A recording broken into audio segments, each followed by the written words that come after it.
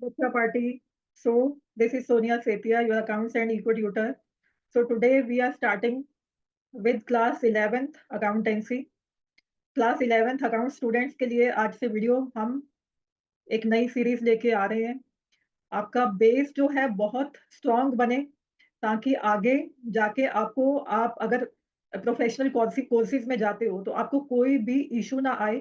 तो आपका बेस जो है क्लास 11th से ही बनता है कॉमर्स स्टूडेंट्स का।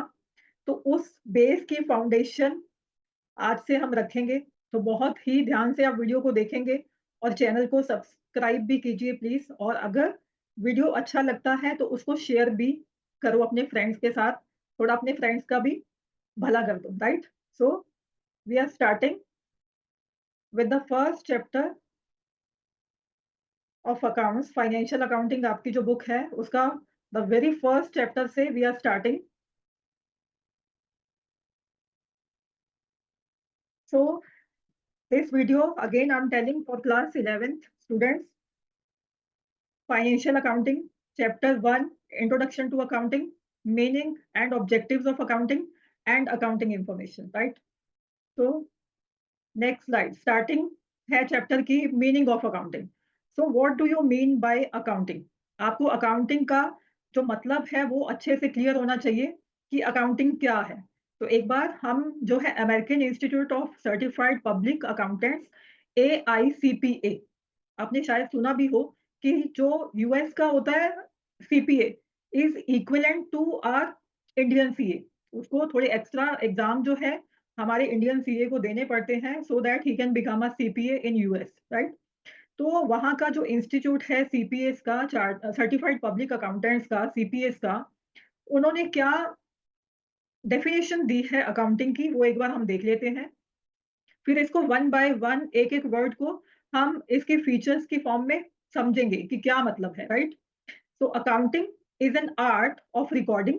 अकाउंटिंग क्या है? एक आर्ट है, राइट? वैसे तो अकाउंटिंग की नेचर क्या है? एक आर्ट भी है और एक साइंस भी है। आर्ट क्यों है? क्योंकि एक स्किल चाहिए प्रॉपर।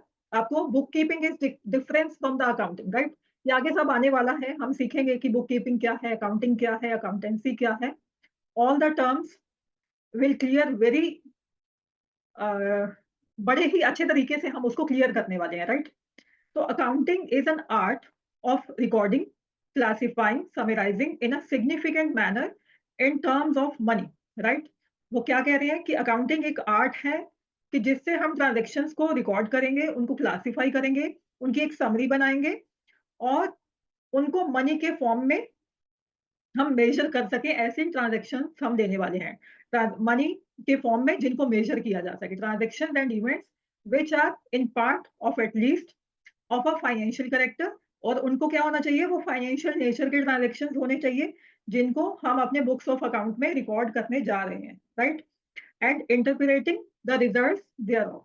तो उनके रिजल्ट्स जो हमने रिकॉर्ड किया ट्रांजेक्शन्स को, उनकी क्लासिफिकेशन की, उनकी एक समरी बनाई जो कि ट्रांजेक्शंस एंड इवेंट्स क्या है, can be measured in terms of money, right? उनको हम फिर लास्टली क्या करने वाले हैं? उनका एनालिसिस एंड इंटरप्रिटेशन करेंगे ताकि जो हमारी मैनेजमेंट है या इन्वेस्टर्स हैं उसका सही मेथड से, सही प्रोसेस से उसका यूज कर पाए उस इंफॉर्मेशन का, और आगे वो उसके बेस पे डिसीजन मेकिंग कर पाए, राइट?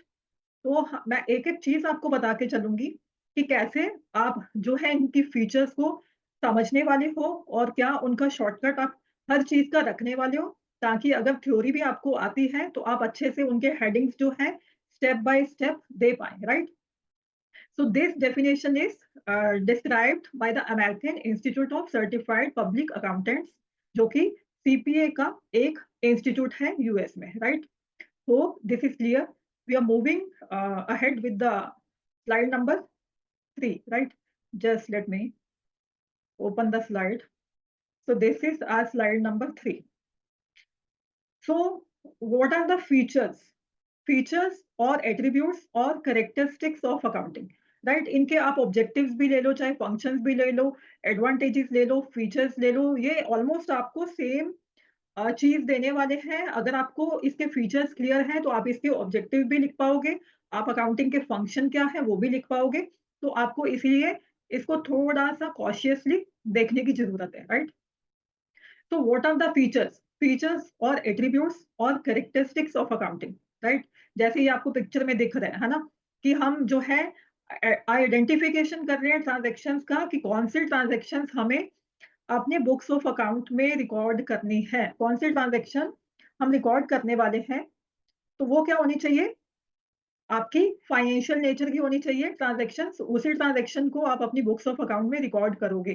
तो इसका मैं एक आपको शॉर्टकट बताऊंगी कि आपको जो है ये फीचर्स आप कैसे याद रखने वाले हो। इसके पॉइंट्स हैं different. First we have identification of financial transactions and events, right? तो एक मैं आपको थोड़ा बताती हूँ कि जैसे आई एम रियल, एक मिनट पेन का कलर चेंज कर लें थोड़ा सा, right? I am real, cool, smart, adorable, champion. तो ये जो है ये मैंने ऐसे ही नहीं लिखा, ये आपके जो पॉइंट्स है वो आने वाले हैं। फर्स्ट पॉइंट क्या है हमारा? जैसे we are studying first point, identification of financial transactions and event. और एम से हमारा मतलब है, you can write the full M, right? I M, right? तो एम से हमारा क्या मतलब है?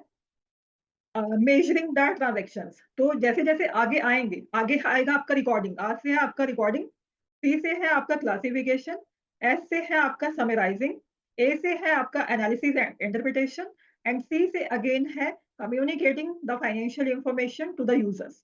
तो इसको, इन पॉइंट्स को आपको सीरियल वाइज ही लिखना है, राइट? स्टेप वाइज ही आप, हम अकाउंटिंग क्या है, सीरियल वाइज एक ऑर्डर में करते हैं। तो आप कुछ भी आगे पीछे यहाँ पे नहीं लिख सकते कि आप जो है कम्युनिकेटिंग, जो कि हमारा लास्ट सी है, वो है communicating the financial information towards users. तो वो आप फर्स्ट में नहीं लिख सकते। आप फर्स्ट में कैसे लिखोगे? अभी तो हमने ट्रांजैक्शन को फर्स्ट पार्ट में तो आइडेंटिफाई करना है, फिर उसको मेजर करेंगे, फिर उसकी रिकॉर्डिंग करेंगे, फिर उनका ट्रांजैक्शंस का डिफरेंट हेड्स के अंडर क्लासिफिकेशन करेंगे, देन हम उसकी समरी निकालेंगे, देन हम क्या करेंगे, उन समरीज का एनालिसिस करेंगे कि उससे हमें क्या आउटपुट जो है, क्या कंक्लूजन मिल रहा है। फिर हम क्या करेंगे, लास्टली उस इंफॉर्मेशन को, ये जो सारा हमने प्रोसेस किया, उसको हम कम्युनिकेट करेंगे टू द यूजर्स। यूजर्स भी हम देखेंगे कि यूजर क्या होते हैं, but just I'm telling you the shortcut to remember these headings, right? तो इसको आप नोट डाउन कर सकते हो, आई am real, cool, smart, adorable, champion, right? तो फर्स्ट हम देख रहे हैं आई से। आई से है आपका identification, identification of financial transactions and events. तो अकाउंटिंग क्या है? अकाउंटिंग में the first step is to identify the transactions, कि क्या वो ट्रांजैक्शंस आपके बिजनेस की है। आपको बी एंड एम का रूल यहाँ पे फॉलो करके चलना पड़ेगा। बी एंड एम का रूल क्या कहता है कि आपको firstly you need to identify that this specific transaction, is this transaction belongs to my business, क्या ये मेरे बिजनेस की ट्रांजैक्शन है? If yes, then you are going to record this transaction in your books of account, right? और दूसरा M क्या कहते हैं आपको, ये बी का रूल तो हो गया कि whether this transaction is a business transaction और this is a personal transaction. तो पर्सनल ट्रांजेक्शन को आप अपने घर की ट्रांजेक्शन, आपने ग्रोसरी खरीदा, आपने एसी खरीदा, आपने टीवी खरीदा, आपने रेफ्रिजरेटर खरीदा, आपने वॉशिंग मशीन खरीदा, तो वो ट्रांजेक्शन्स आपके घर की हैं, राइट? पर्सनल हैं, वो आप अपने बिजनेस की बुक्स में रिकॉर्ड नहीं करोगे। बिजनेस की बुक्स में आप क्या रिकॉर्ड करने वाले हो कि सपोज आपने कितना सेल किया फिनिश गुड्स का, आपने कितना परचेज किया रॉ मटेरियल का, आपने सपोज मशीनरी परचेज की, आपने suppose land and building purchase किया, सपोज आपने सैलरी पे एक्सपेंसेस दिया, सपोज आपने वेजेस दिया, सपोज आप डेप्रिसिएशन लगा रहे हो, राइट? और आप अदर पेमेंट ऑफ एक्सपेंसेस कर रहे हो, सपोज आप डिविडेंड दे रहे हो, इंटरेस्ट दे रहे हो, राइट? एंड सपोज आपको कहीं से आपके इन्वेस्टमेंट पे इनकम आ रहा है, इंटरेस्ट आप रिसीव कर रहे हो, आप कहीं से रेंट रिसीव कर रहे हो ऑफिस की बिल्डिंग से, तो वो चीजें आप रिकॉर्ड करोगे अपने बुक्स ऑफ अकाउंट में, बिजनेस की बुक्स ऑफ अकाउंट में, राइट? तो ये तो हो गया कि हमारा, हमें ढूंढना है, चूज करना है from the number of transaction कि मेरे बिजनेस की ट्रांजेक्शन कौन सी है। Rule number 1 you have applied. Now come to M. Now what is M? M क्या है? Can this transaction, business transaction, can this be measured in terms of money? तो अगर मनी के, आप बोलोगे कि बिजनेस की ट्रांजेक्शन तो मनी में होंगी, बट ये जरूरी नहीं है, ठीक है? बिजनेस की कुछ ट्रांजेक्शन ऐसी होती हैं जो कि मनी से रिलेटेड नहीं होती या मनी पे इम्पैक्ट नहीं डालती, या those transactions can not be measured in terms of money. Can you give an example? एक भी एग्जांपल आप दे सकते हो क्या कि कोई ऐसी ट्रांजैक्शन, आपकी बिजनेस ट्रांजैक्शन तो है बट वो मनी के फॉर्म में we can't measure that transaction? तो आप पॉज़ करो और मेरे को कमेंट करना कि कौन-सी ऐसी ट्रांज़ैक्शन है जो कि आपके बिज़नेस की ट्रांज़ैक्शन तो है, but that transaction can not be measured in terms of money. तो अभी मैं आपको बता रही हूँ, बट मुझे यकीन है आप पे कि आपने कमेंट कर दिया होगा अब तक, अगर आपको पता है तो। तो सपोज़ आप किसी मैनेजर का, किसी एम्प्लॉयी का आप अपॉइंटमेंट कर रहे हो, या कोई एम्प्लॉयी रेजिग्नेशन दे रहा है अपना, या आपके एम्प्लॉइज का या आपके मैनेजमेंट का कैलिबर कितना अच्छा है, उनकी क्वालिटी कितनी अच्छी है, या आपके जो एम्प्लॉइज है वो स्ट्राइक पे चले गए सपोज, तो उससे कितना लॉस हुआ, that can not be measured, right? तो वैसी वो ट्रांजेक्शन हमारे बिजनेस की तो है, right, but we can't measure those transactions in terms of money, तो वो आप नहीं लेने वाले हो। तो आप जो भी ट्रांजेक्शन यहाँ पे आइडेंटिफाई करके चल रहे हो, वो आपके बिजनेस की transaction as well as measurable in terms of money भी होना चाहिए, right? Hope you got my point, right? तो एक बार इसको पढ़ लेते हैं। Accounting records only those transactions and events that can be measured in terms of money. This involves identifying the transactions that are part of economic activity. तो हमारी transactions हम ऐसी लेने वाले हैं जो कि फाइनेंशियल नेचर की हो, जो कि हमारी इकोनॉमिक एक्टिविटी से रिलेटेड हो। इकोनॉमिक एक्टिविटी क्या होती है? जब भी आप एक्सचेंज करते हो गुड्स एंड सर्विसेज का for the consideration of money. मेरा एक स्टेशनरी का बिजनेस है suppose, I am selling this pen to suppose Angel. Angel को मैंने ये पेन सेल किया फॉर ₹20। ठीक है? तो मेरा स्टेशनरी का बिजनेस है, तो मेरा प्रॉफिट मोटिव है, मेरा ये ₹15 का पेन आया था but I have sold this pen for ₹20। तो ये मेरा बिज़नेस है, राइट? तो ये मेरी इकोनॉमिक एक्टिविटी है, राइट? आप hope you are getting my point. तो इसके एग्जांपल्स क्या है? परचेज़, सपोज़ हम कर रहे हैं raw material, sale of finished goods, payment of expenses, purchase of land and building, purchase of machinery, these transactions are identified. तो इन ट्रांज़ैक्शंस को आप आइडेंटिफाई कैसे करने वाले हो? Tell me. क्या आप कुछ भी लिख दोगे तो वो माना जाएगा क्या बुक्स में कि मैंने 50,000 का जो रॉ मटेरियल है वो परचेज किया, मैंने 5 लाख की मशीनरी जो है वो परचेज की? तो क्या जो हमारी अथॉरिटीज है, या जो हमारी गवर्नमेंट है, या जो हमारा इनकम टैक्स डिपार्टमेंट है, क्या वो ऐसे ही हवा में तीर चला दोगे तो आपकी बात मानी जाएगी क्या? No, you need to have bills, vouchers, receipts as evidence for those transactions which you are recording in your books of account, right? Hope it's clear, right? So we are moving towards our point number two. Just let me, yeah, got this, yeah. So we have second point, measuring the identified transactions. First point किया हमने क्या कि आपको identify करना है। Identify मतलब आपको पहचानना है कि कौन सी ट्रांजैक्शंस बिजनेस की है और कौन सी ट्रांजैक्शंस मनी में मेजर की जा सकती हैं।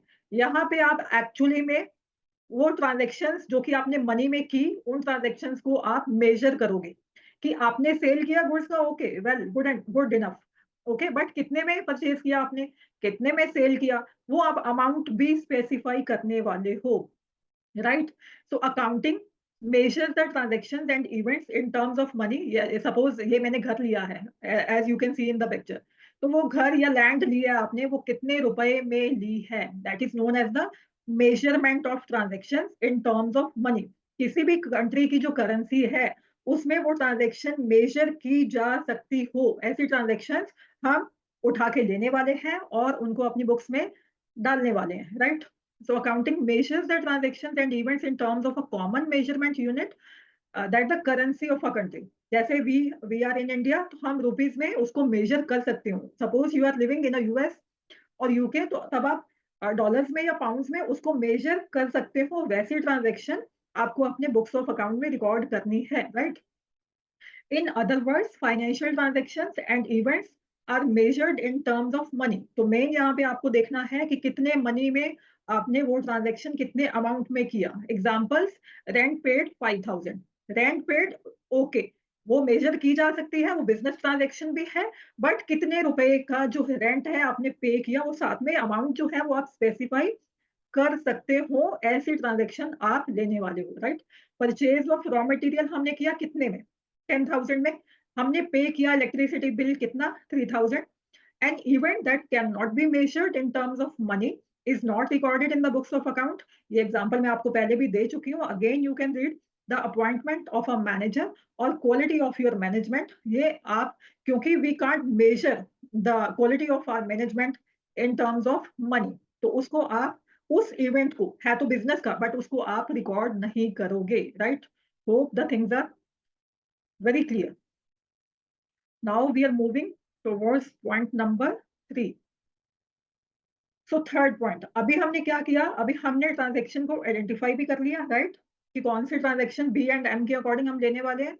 उनको हमने मेजर भी कर लिया कि इतने में लिया, इतने में दिया, राइट? अब हमने 2 स्टेप्स कंप्लीट कर लिए। अब हमारा मेन जो प्रोसेस है अकाउंटिंग का वो शुरू होता है, दैट इज रिकॉर्डिंग। अब उन ट्रांजैक्शंस को आप रिकॉर्ड कहाँ पे करने वाले हो? क्या अपने ब्रेन में रिकॉर्ड करके रखोगे? वी कांट मेमोराइज और remember all the transaction, lakhs of transaction in our mind, right?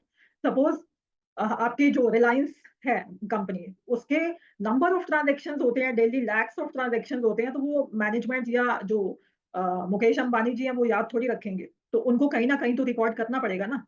तो एक ऐसी बुक, एक ऐसा डॉक्यूमेंट आप बनाओगे जिसमें आप हर एक ट्रांजैक्शन रिकॉर्ड करके चलोगे कि आज इतने की सेल हुई, आज इतना परचेज हुआ, आज इतने एक्सपेंसेस दिए, आज इतनी इनकम जनरेट की गई।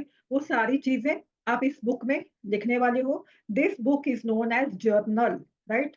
Not general, journal, JOURNAL, journal. This book is known as the prime entry book. Main जो फर्स्ट बुक होती है हमारी, प्राइम एंट्री बुक भी बोलते हो इसको, ओरिजिनल एंट्री बुक भी बोलते हो, और जर्नल भी बोलते हो, जहां आपको जितनी भी एंट्रीज हम अपने ट्रांजेक्शन्स की करेंगे उसको हम रिकॉर्ड करेंगे, right? So accounting is an art of recording business transaction in the books of account. We know that the recording process is done in the original entry book called the journal. Journal में आप record करने वाले हो. This book is further subdivided into some subsidiary books known as cash book और purchase book और sale book, right? आगे भी इसकी कई books होती हैं जर्नल की, हम इसको सब डिवाइड करते हैं।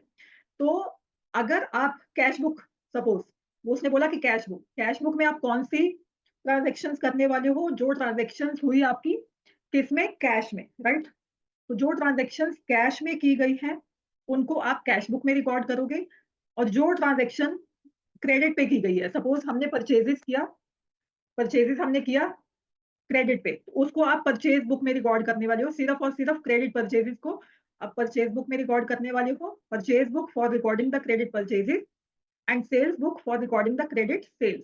और अगर आपने क्रेडिट पे सेल कर रहे हो, उधार पे सामान बेच रहे हो, तो आप सेल्स बुक में रिकॉर्ड करने वाले हो। अगर आप उधार में परचेजेस कर रहे हो किसी से, तो उसको आप परचेज बुक में रिकॉर्ड करने वाले हो। ऐसे ही और भी बुक्स होती हैं, sales return book, purchase return book, जिनको हम आगे सब डिटेल में देखने वाले हैं, right? So this third point और third step of accounting is recording. So if you have any doubt, you can write me in the comment section. We are moving towards point number 4, right?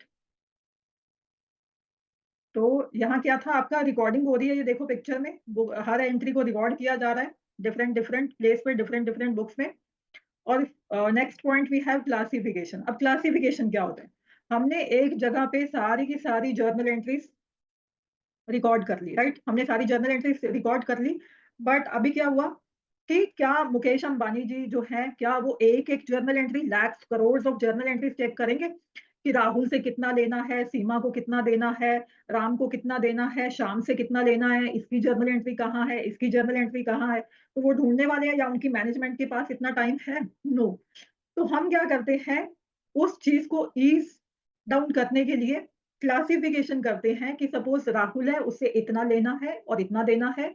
ये है सीमा, इसे इतना लेना है, इतना देना है। ये है राम, इससे इतना ड्यू है, या इसको इतना हमने पे करना है। ये है श्याम, इसको इतना देना है और इतना लेना है। इसको इतना परचेज इससे किया, इससे इतना सेल किया, और क्या हमारी सैलरीज जो है वो कितना किसको दिया हमने, उसका उस स्पेसिफिक उस बंदे के ट्रांजैक्शंस को हम उसके अकाउंट में रखने वाले हैं। तो इसके लिए मैंने आपको ये पिक्चर दिखाया है यहाँ पे कि ये सपोज हमारे पजल के पीसीज हैं, राइट? एक बच्चा जब खेलता है तो वो क्या करता है, वो अपना सारा, उसको मम्मा क्या देती है, सारा बिखेर के दे देती है पजल को, राइट? तो वो क्या है, शेप्स को चूज करके, एक जैसी शेप्स को चूज करके एक बॉक्स में उसको डालना है। दूसरी जो शेप्स है उसको चूज करके उसी तरह की शेप्स को उसने इस कटोरी में डाला। एंड तीसरी तरह की जो शेप्स है वो उसने ऑरेंज बॉल में डाला। देन जो ग्रीन वाली जो है सारी उसकी पजल्स के पार्ट्स उसने ये इस ग्रीन जो बॉल में डाला। ऐसे ऐसे उसने सब को अलग अलग कर दिया।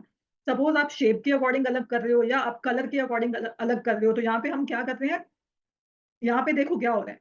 रेड वाले जो पजल पार्ट्स हैं वो एक बॉल में डाल दिए गए, येलो वाले जो पार्ट्स हैं वो येलो बॉल में डाल दिए गए, ऑरेंज वाले ऑरेंज में डाल दिए गए, पर्पल वाले पर्पल में डाल दिए गए, ब्लू वाले ब्लू में डाल दिए गए और ग्रीन वाले ग्रीन बॉल में डाल दिए गए, राइट? तो इससे हमें क्या समझ आता है, इससे हमें ईज हो जाएगा, राइट? एक इजी सिचुएशन हो जाएगी कि हमारे रेड पार्ट्स इसमें है, रेड बॉल में है, हमारे येलो पार्ट्स इसमें है, तो we can check the things easily. तो वैसे ही हम अकाउंटिंग में करते हैं कि हम जो है एक पर्सन का जो भी लेना देना है उससे जो ड्यू है बिजनेस को या बिजनेस उसे ओ करता है, तो वो उसकी ट्रांजेक्शन एक ही हेड के अंडर डाली जाएंगी, राइट? सपोज राहुल है कि राहुल से कितना ड्यू है या बिजनेस उसको कितना ओ करता है, तो उसका क्या बैलेंस है, तो वो राहुल का हम अलग से अकाउंट बना देंगे। राम जो है उसका हम अलग से अकाउंट बना देंगे। सैलरीज जो है वो कितनी किसको दी गई उसका हम एक अलग अकाउंट बना देंगे। सीमा सपोज एक क्लाइंट है हमारी, उससे कितना लेना देना है उसको हम अलग बॉक्स में डाल देंगे। तो उसी को हम कहते हैं ग्रुपिंग करना या क्लासिफिकेशन करना। ये हमने अलग अलग। एक और एग्जांपल लेते हैं कि सपोज आप स्कूल में जाते हो, राइट? आपके जो सारे मतलब फिफ्थ के, सिक्स के, फर्स्ट से लेके ट्वेल्थ तक के स्टूडेंट्स, आप जब प्रेयर होती है आप ग्राउंड में चले जाते हो, राइट? ग्राउंड में जाते हो आप, तो फिर जब आपकी जो प्रेयर है वो खत्म होती है तो बेल बजती है फर्स्ट पीरियड की। तो जो फर्स्ट वाले बच्चे हैं वो फर्स्ट क्लास में चले जाएंगे, अपना ऊपर नंबर लिखा होता है ना, क्लास फर्स्ट क्लास सेकंड। तो सेकंड वाले बच्चे सेकंड में, फिफ्थ वाले फिफ्थ में, सेवंथ वाले सेवंथ अपनी क्लास में, टेंथ वाले अपनी क्लास में, ट्वेल्थ वाले अपनी क्लास में चले जाएंगे, राइट? तो वो क्या कर दिया हमने कि जो ग्राउंड में थे बच्चे प्रेयर के लिए, सारा स्कूल था from class 1 to class 12, right? वो क्या थी, एक खिचड़ी थी, राइट? जिसमें सब कुछ मिक्स था, राइस भी, पल्सेस भी एंड ऑल थिंग्स, ठीक है? फिर हमने क्या किया, कुछ बच्चों को जैसे बीच में पीस है या कुछ कोरिएंडर लीव्स हैं, राइट? तो पीनट्स है या कुछ भी है, suppose you can say poha not खिचड़ी। तो उसमें से हम चीजें अलग अलग निकाल के कर रहे हैं, राइट? तो वैसे ही वो बच्चे जो क्लासेस में है वो चले गए अपनी अपनी क्लास में। तो 10th क्लास के बच्चे एक क्लास में बैठे हुए हैं सारे, 12th के एक क्लास में बैठे हुए हैं, एक जो है रूफ के अंडर। तो उसको हमने क्या कर दिया, क्लासिफाई कर दिया। तो वैसे ही जो जर्नल है हमारा, that is the mixture, that is the ground जहाँ पे प्रेयर हो रही थी, सारे बच्चे मिक्सचर थे। अब हमने क्या किया, बच्चों को अपनी अपनी क्लासेस में भेज दिया अपने अपने हेड्स के अंडर। तो दिस इज क्लासिफिकेशन, जब आप अपनी अपनी क्लास रूम में जा रहे हो तो अलग अलग कर दिया गया कि आप इस सेक्शन के हो, आप इस क्लास के हो। तो वैसे ही हम क्लासिफाई कर देंगे ट्रांजेक्शन्स को, राइट? हाँ, होप अभी आपको क्लियर हो गया होगा। So this is the process of grouping transaction और entries in one place. The transactions recorded in the journal or the subsidiary books are classified और posted, राइट? यहाँ पे थोड़ी गलती है, posted to the main book of account, the ledger. तो इस classification को आप क्या बोलते हो, लेजर। लेजर अकाउंट्स बनाना, डिफरेंट अकाउंट्स बनाना, that is known as the ledger. तो जर्नल बुक एक थी हमारी जहाँ पे हमने एंट्रीज को रिकॉर्ड किया था। अब ये सेकंड बुक आ गई है हमारी जहाँ पे हम अलग अलग लोगों के अकाउंट्स बनाएंगे, that book is known as the ledger account, right? For example, in Rahul's account, uh, the ledger in the Rahul's account in the ledger, all business transactions related to Rahul are posted so that what is ultimately due from Rahul से कितना due है business को, कितना लेना है, and due sorry due due to Rahul मतलब business को कितना देना है, एंड ड्यू फ्रॉम राहुल से कितना लेना है, कैन बी असर्टेन्ड इजीली। हम इजीली पता कर पाए कि राहुल को कितना हमने बिजनेस जो है ओ करता है, कितना देना है पैसा और कितना राहुल से लेना है। तो we can ascertain that easily if अगर हम सेपरेट ये राहुल का अकाउंट देख रहे हैं, ठीक है? उसकी सारी ट्रांजेक्शन आपको यहाँ मिलेंगी, राइट? आपको जर्नल में जा जाके ढूंढनी नहीं पड़ेगी। Hope this is also clear. बहुत टाइम लगाया मैंने इसको समझाने में, अभी आपको कोई इश्यू नहीं आएगा। Next we have summarising. Summarising में क्या होता है, एक हम समरी बनाते हैं। पहले हमने सारी ट्रांजैक्शन एक ही बैग में डालनी शुरू कर दी जर्नल में, फिर हमने उनको अलग अलग अलग उठा के रखा, लेजर पोस्टिंग की लेजर अकाउंट्स बनाए सबके अलग अलग। अब उसके बाद हमें क्या करना है, एक समरी बनानी है। अभी लेजर देख के हमें ये पता नहीं चलेगा कि राहुल को कितना दिया कितना लिया, उसका बैलेंस निकालना पड़ेगा। हमें जो है एक income statement, profit and loss account business का बनाना पड़ेगा, राइट? कि बिजनेस को क्या प्रॉफिट हो रहा है या लॉस में जा रहे हैं हम। अगर हम लॉसेस में जा रहे हैं तो उसको इम्प्रूव तो करना होगा ना। तो उसके बाद हम ट्रायल बैलेंस बनाते हैं। ट्रायल बैलेंस होता है कि आप एक्यूरेसी चेक करते हो अपने डेबिट्स एंड क्रेडिट्स की कि क्या वो ठीक आपने लेजर पोस्टिंग की है। उसके बाद लास्टली बनती है बैलेंस शीट, राइट? जिसमें कि आप एसेट्स और लायबिलिटीज रिकॉर्ड करते हो, जो कि बिजनेस की फाइनेंशियल हेल्थ को दिखाती है। उसको आप फाइनेंशियल पोजीशन स्टेटमेंट भी कहते हो। तो इसको एक बार देख लो, ये आपकी समरी बनती है। यहाँ पे ये जो मैनेजमेंट है, ये क्या बना रही है, सारे आपके बुक्स की समरी बना रही है, सारी आप सॉरी आपकी ट्रांजेक्शन्स की समरी बना रही है। So this involves presenting the classified data in a manner that is understandable। यहाँ मेन वर्ड क्या है, हमें ऐसी फॉर्म में लाना है अपने डेटा को, लेजर देख के कोई नहीं समझ पाएगा एक कॉमन आदमी। तो वो हमें अंडरस्टैंडेबल स्टेट में लाना पड़ेगा उसको, and useful for internal and external users of accounting statement. अभी हम देखेंगे नेक्स्ट के इंटरनल जो यूजर है वो क्या होते हैं और एक्सटर्नल यूजर क्या होते हैं। बट क्योंकि वो यूजर हैं अकाउंटिंग इंफॉर्मेशन के, उनको चाहिए हमारी अकाउंटिंग इंफॉर्मेशन, तो उनको हमें एक समरी बना के देनी पड़ेगी। वो आपकी लाखों ट्रांजेक्शन जर्नल की थोड़ी चेक करेंगे, या वो आपके लेजर अकाउंट देखने थोड़ी बैठेंगे कि लेजर में क्या है कितना है। उनको तो एक समरी चाहिए कि क्या आपका बिजनेस अच्छे से रन कर पा रहा है, चल पा रहा है, क्या आप प्रॉफिट्स में हो या आप लॉसेस में हो, आपके पास कितने एसेट्स हैं, कितनी लायबिलिटीज हैं, वो सब देखना पड़ेगा उनको, राइट? तो उसके लिए हम उनको एक समरी देंगे। तो this process leads to the preparation of the following statements. तो इसमें हम 3 स्टेटमेंट्स बना के चलेंगे समराइजिंग में। फर्स्ट क्या होगी हमारा, trading profit and loss account, जिससे हमें प्रॉफिट है बिजनेस का या लॉस है ये पता चलेगा। उसके बाद हम ट्रायल बैलेंस बनाते हैं। ये सब चीजें हम डिटेल में एक एक करके देखने वाले हैं, आगे आने वाली हैं, तो डोंट वरी अबाउट दैट। तो ट्रायल बैलेंस बनाएंगे, उसके बाद हम बैलेंस शीट बनाएंगे। और इन तीनों अकाउंट्स को कलेक्टिवली क्या बोला जाता है, फाइनल स्टेटमेंट्स और फाइनेंशियल स्टेटमेंट्स बोलते हैं। Collectively known as final accounts और फाइनल स्टेटमेंट्स और financial statements, right? Hope this is also clear, right? So we are moving towards point number 6, जिसमें हम एनालिसिस और इंटरप्रिटेशन करने वाले हैं, राइट? तो एनालिसिस क्या होता है, अब हमने समरी बना ली, राइट? हमने trading profit and loss account भी बना लिया, ट्रायल बैलेंस भी बना लिया, और हमने बैलेंस शीट भी बना ली। तो अब हम इन तीनों चीजों को एनालाइज करने वाले हैं। सपोज ये जो था ना, आपने मेहनत की, आपका रिपोर्ट कार्ड आया, ये जो रिपोर्ट कार्ड आया आपने हमने देखा कि इन form of trading profit and loss account, trial balance, balance sheet, ये आपका रिपोर्ट कार्ड है, राइट? अब आप ये रिपोर्ट कार्ड मम्मा पापा को दिखाने वाले हो, वो देखेंगे कि आपके किस जो सब्जेक्ट में कितने मार्क्स आए हैं, कम आए हैं, ज्यादा आए हैं, तो इसके लिए हमें क्या करना चाहिए, राइट? तो इस रिपोर्ट कार्ड का एनालिसिस कौन करेगा, मम्मी पापा करेंगे, ठीक है? तो उसको बोलते हो आप कि किसी भी आपके सामने जो चीज है, जो स्टेटमेंट है, जो इंफॉर्मेशन है, उसका एनालिसिस हो रहा है, राइट? कि उसमें क्या कमियां रही और क्या उसमें प्लस पॉइंट्स हैं, तो ये एनालिसिस, राइट? तो इसको आप एक बार पढ़ लो कि क्या कह रहे हैं वो। So in this process, the company does analysis and interpretation so that it can make meaningful judgments. It helps in planning for the future in a better way, right? In a better way. This means we got the report card of the company in form of, तो ये company का report card बन गया, profit and loss भी बन गया, balance sheet भी बन गई। From this report card we are ascertaining the health of company, कि कंपनी की हेल्थ कैसी है। हेल्थ मतलब ये नहीं कि कंपनी बीमार, कंपनी को कोई डिजीज है या बीमारी है।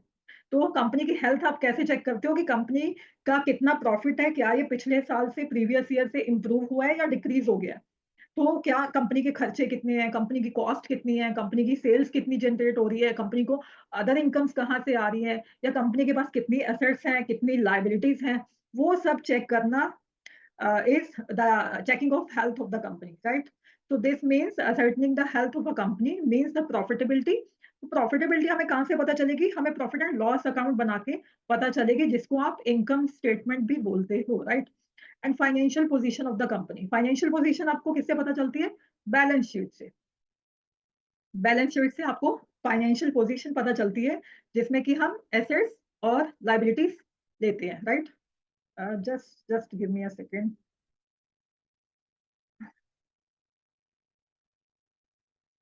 Just guys give me a second, ये थोड़ा कुछ और खुल गया बीच में। Just give me a second. Okay, fine. So hope this is also clear. Now we are moving towards our last point. The last point we have communicating. तो अब हमने क्या किया, हमने रिकॉर्डिंग भी कर ली जर्नल में, हमने लेजर अकाउंट्स भी बना लिए क्लासिफिकेशन में, हमने समरी भी बना ली in form of profit and loss account, trading account, trial balance, balance sheet. हमने उसका एनालिसिस भी कर लिया ठीक से कि क्या हो रहा है कंपनी को, क्या कंक्लूजन्स निकल के आ रहे हैं।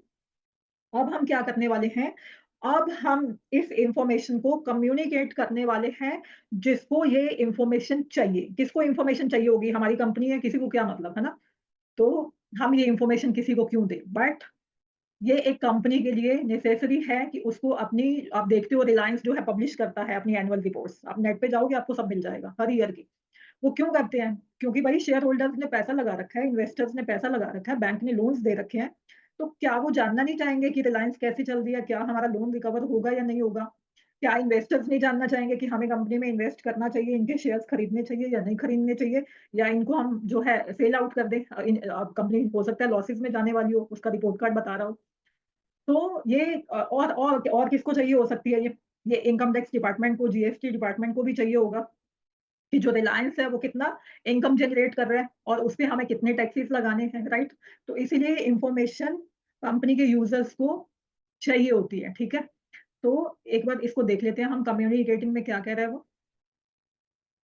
So here in this final feature or final step, all the financial data, financial information is communicated to its users. The accounting information must be provided in time. तो ये आप टाइम पे प्रोवाइड करने वाले हो, ये नहीं है कि 31 मार्च अकाउंटिंग ईयर की निकल गई और ये डेटा आप अगले साल दे रहे हो। That is useless, right? आपको टाइम से ये इंफॉर्मेशन प्रोवाइड करनी है and presented to the users so that appropriate decisions may be taken at the right time. और मैनेजमेंट इसके ये कम्युनिकेट किसको करनी है हमें? ये हमें कम्युनिकेट करनी है इंटरनल यूजर्स को as well as external users को, राइट? इंटरनल यूजर कौन से होते हैं? इंटरनल यूजर होते हैं जो बिजनेस के अंदर हैं, कंपनी के अंदर हैं, बट दे नीड इन्फॉर्मेशन। वो थोड़ी बनाने बैठे हैं अकाउंट, आपकी अकाउंटिंग स्टेटमेंट्स, मैनेजमेंट थोड़ी बैठेगी आपकी अकाउंटिंग स्टेटमेंट्स को बनाने। तो उसका एक अलग डिपार्टमेंट होता है अकाउंटिंग का, और वो डिपार्टमेंट सारी की सारी इंफॉर्मेशन किसको प्रोवाइड करेगा? मैनेजमेंट को, ओनर को, कि दिस इज द सिचुएशन, ये लो अकाउंट्स। सो इंटरनल यूजर में कौन आ जाता है? मैनेजमेंट आ जाता है, ओनर आ जाता है, कंपनी के एम्प्लॉइज आ जाते हैं। ये है आपके इंटरनल यूजर जिनको ये इंफॉर्मेशन जरूरी है ताकि वो सही एप्रोप्रिएट डिसीजंस ले पाएं eight the right time. Okay, कि क्या क्या स्टेप्स हमें करने हैं। एक्सटर्नल यूजर में कौन आ जाएगा? As I have told already कि इसमें बैंक्स आ जाएंगे जिन्होंने लोन दे रखे हैं आपको, आपके लेंडर्स आ जाएंगे और जिनसे आपने पैसे ले रखे हैं, आपके इन्वेस्टर्स आ जाएंगे, आपका गवर्नमेंट आ जाएगी, रिसर्च कोई एजेंसीज हैं वो आ जाएंगी, रिसर्चर्स आ जाएंगे, और आपका जो टैक्स अथॉरिटीज है वो आ जाएंगी। इन सबको आपको इंफॉर्मेशन देना is compulsory, is necessary, right? तो ये आपको सारे के सारे पॉइंट्स जो हैं समझ में आए होंगे। So thank you so much. मिलते हैं नेक्स्ट वीडियो में। तो एक रिक्वेस्ट रहेगी, प्लीज हम इतना एफर्ट्स करते हैं आपके लिए, तो आप एक लाइक जरूर करें वीडियो को और kindly subscribe to our channel, और इसको ज्यादा से ज्यादा अपने फ्रेंड्स के साथ शेयर भी करो। So we are meeting in the next video.